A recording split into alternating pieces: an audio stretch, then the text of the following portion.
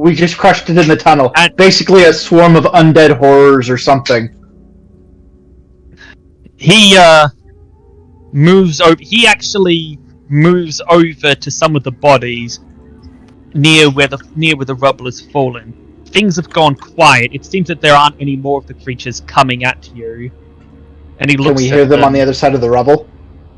There's silence. Hmm.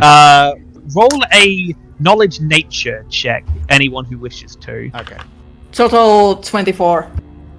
Okay, so given the size of the tunnel, the population of the size of the pit, the population of Tagora, and the number of creatures, you realize that on estimation, that was every creature that was in that pit. You killed the entire nest of them. Oh, good. Yeah, close distance. Yeah, that was everyone. So if anyone wants me to check, I can try and sense life. Probably that might be a good idea, Lord Cirrus says, as he looks down to inspect the bodies. Anyone who wishes to do so may also make either a knowledge nature or a heal check to inspect the bodies. I'm gonna search the. I'm gonna search for, like, you know, evidence, loot, treasure, anything that's in the areas, you know, amongst the bodies, that kind of thing. All right. So in terms of treasure, you don't find anything on treasure or loot. You don't find anything on them unless you can find a way to sell the rags that they're wearing. In terms of evidence, however, again, that's where the heal or knowledge nature check would come in. 31. Okay, so Klaus, you take a closer look at the bodies, and first of all, these are not undead.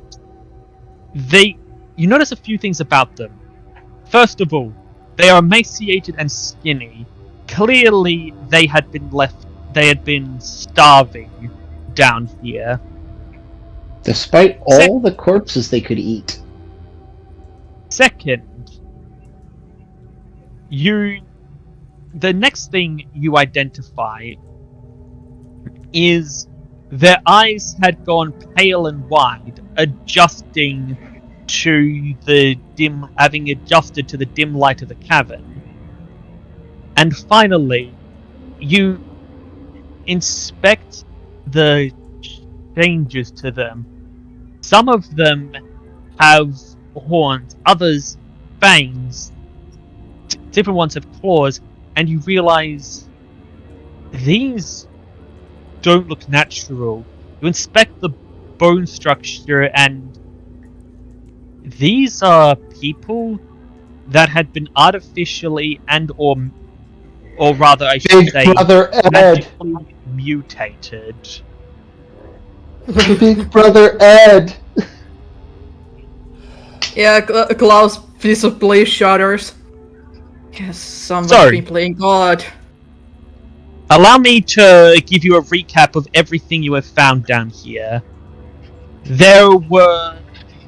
You heard reports of both people going missing and reports of creatures and rumors of creatures that would attack people in the night and drag them away. You had heard that mysterious men in white had been trying to cover up these rumors, and you would track the men in white to a church leading down to this tunnel.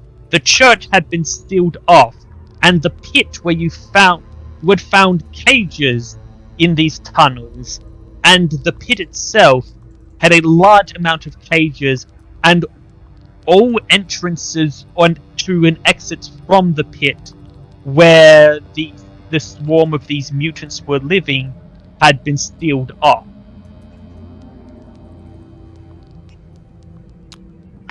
Alright. Is a trap? I don't think this is a trap. I think this is a messed up experiment gone wrong. I think these are some kind of alchemical magical creations that used to be people. Didn't we hear a rumor that people had been going missing? I think That's these why things. we came down Yeah. here. Yeah, I think these might be the missing people. Klaus, if you had to hazard a guess, how old are these bodies, or how long have they been down here? How old are the Doesn't be people? a week, I can tell you that. No, the monsters. I think the monsters are the people. That's pretty much it, Vell. These? Based on your examination, based on one, they would need to have run out. That pit of bodies was rather large, and as Jaren pointed out, they would have need to have run out of that as a food source. 2, they would have need to have time to adjust to the light, and 3, they have become emaciated and skinny from starvation. You would imagine that these have been down here for and given the... Okay, first of all, I would need you to make someone would need to make a sense motive check. 21. I got a 27. With what you saw around the room, you estimate that the tunnel collapsing had happened very recently, like maybe a couple of... It looks like it was a rush job, like abandon everything, steal it all behind us, drop what you're doing, cut it all off, and you imagine that happened only a couple of days ago, honestly. Possibly even both... Actually, maybe even less. At most, you would imagine it only happened a couple of days ago. Honestly, with how rushed it was, you wouldn't be surprised if it happened yesterday. That gives me As idea. for your question to Klaus, the creatures themselves, you would imagine, had been down there for a couple of months. Couple months. 2 ideas occur to me. Alright. First, I wonder if there's any... So, the creation of such creatures would require a significant amount of magical energy, which would be lingering. Klaus, would you be able to detect that at all? And perhaps determine whether or not they were created here or at a different location? Klaus just looks up. Well, the magic is in these guys, but it's not around here, so... My guess? Somebody brought these guys here through the tunnels that were collapsed earlier. And so, we cut on the other side. Cut quite a whiles away to about a mile away, actually, to what young Korim Ethereum is doing as he goes to meet that night with his contact from Lady Venceris.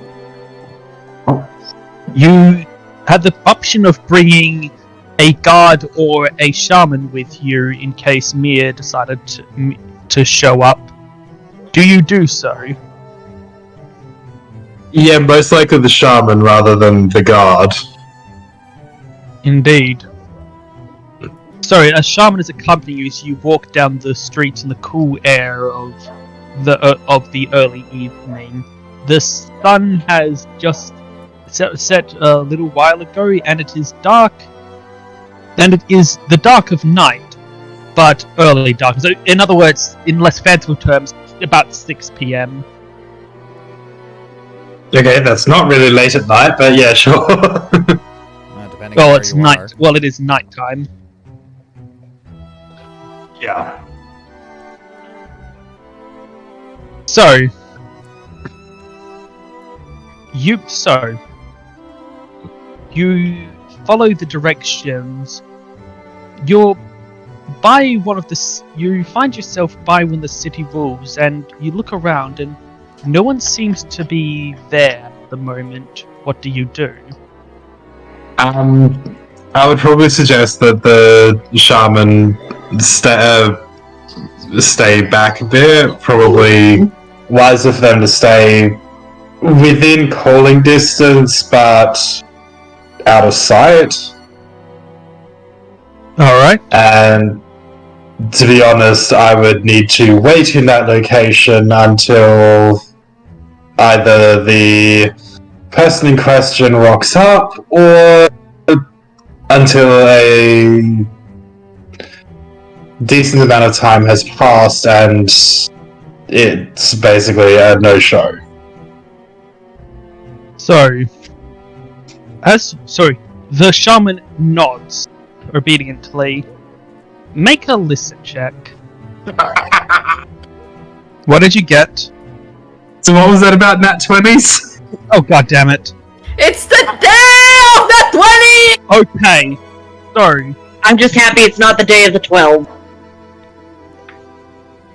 you hear footsteps around you. All around you. But one thing's for certain. These are metal armored footsteps. And last you checked, that's a pretty rare... Metal plate armor is rather rare for the Red Tigers.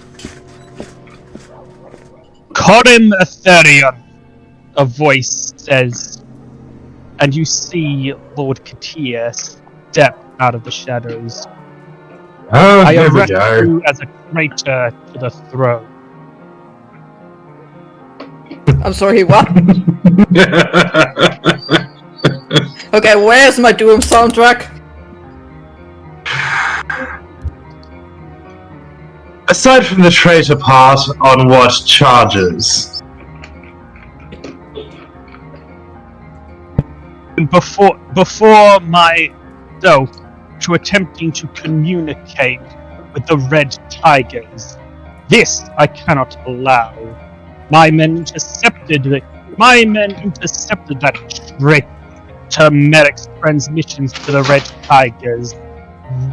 We knew where you were going to be tonight. The traitor Venceris will not be coming into my city. He draws his enormous hammer. Oh, my lord, I assume that you are admitting to disregarding not only your king, but also the rest of the High Council. I do not That, know I what do believe, makes you a traitor yourself. How dare you! I do not know what madness or sorcery is before the now king to make him choose such rashness. But if the rest of the council is conspiring to allow Reds into this city, if you would willingly make contact with them, I must cut this poison off at its source. It was your in the first place. You were the ones who chose to work with the Reds. You were the ones who allowed them into this city in the first place. If there is any gold left in you, I will ask you this once. Surrender now, lay down your weapon, and I will be merciful. Disobey me, and I will bring to you the justice of the Golden Lions. I'm guessing you don't surrender? I'm actually about to respond to that with this. My lord, this is not justice.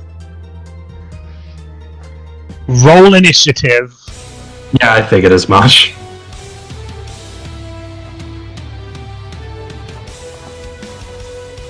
As I Boy, do I wish we were there! I really wish you could point out to this guy that he's literally just placed himself above the king. Yeah, but this is why I had the shaman within earshot. So, he has several Golden Lion the guards with him. Claus at the moment! My brothers are tingling. Yeah, just like this. Just Klaus is skipping along behind Kun. He freezes. Excuse me, Kun, could I borrow a pencil? Sure. Yeah, why? Thank you. Snap! Okay, in an arc about 10 feet in front of me, I'm basically summoning a hemisphere of lightning. Basically activating energy wall. Then actually what I would do is go into Lashing Serpent stance. You hear Lord Katir from behind the wall call out to his guard. Hold back! Circle around! If this coward thinks he is safe, I will show him to fear me. Now then. It's a good thing the coward's not cowardly, though. Then you see the enormous form of Lord Katir come barreling through the wall towards you. Reef in electricity that crackles around him, and he slams his hammer into you. You take 14 damage, plus the 22 damage from your own lightning. Yeah, I'm pretty much about to die in that regard. Yeah, the attack slams into you, knocking you back and sending you sprawling across the ground. You're able to stand to your feet as you see him still coming at you. It is your turn. You are badly hurt as you see he too is scarred and burnt from your lightning, but he's still coming at you. What do you do?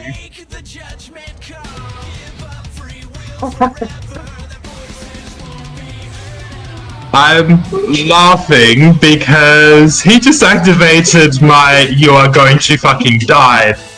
You activated my trap card. Oh, nice. Okay, well. Overcharge. You give yourself a +2 competence bonus to your caster level for that ability, but you become fatigued afterwards. Okay, so that's 7. Then your death from magic. While you're at half hit points or less, you gain +1 to your caster level. Okay, that's 8. And Swift Warrior itself also increases it by 2. Okay, that's 10. That's caster level 10 right now. You swing your double-bladed sword towards Lord Katir, but strangely enough, he doesn't move to defend himself. Instead, with a cool smile, he drops his hand to the side, and your blade strikes dead and true, slicing across his chest. The armor blocks some of the armor blocks some of the blade getting through, but the electricity wreaths around him. But once again, he seems to be ignoring the pain of the electricity coursing through him. He growls. And Ash, what's your AC? Because he's swinging that hammer for your head. Yeah, I'm not surprised. Because I used overcharge, it's only 25 again. The hammer slams into you. You move to block it with your sword, and you technically succeed, but the impact sends pain flaring up your arm. You go flying again, collapsing. You manage to get up to a crouch, but one of your arms hanging limply by your side. He basically squats down a bit, readying a charge to come at you and finish you off, when he suddenly cries out in pain as a crossbow bolt fires from nowhere and pins his corpse to the wall by his throat. Hello, Saber! Indeed, you recognize that bolt from your nightmares. Are you serious? Saber has found And that is the end of the chapter. I knew it! Holy balls! Oh my gosh, this is gonna be so good! I am in no position to fight Saber right now. No, No! No, you're not! I don't know why I like Saber. You can do it! I believe in you!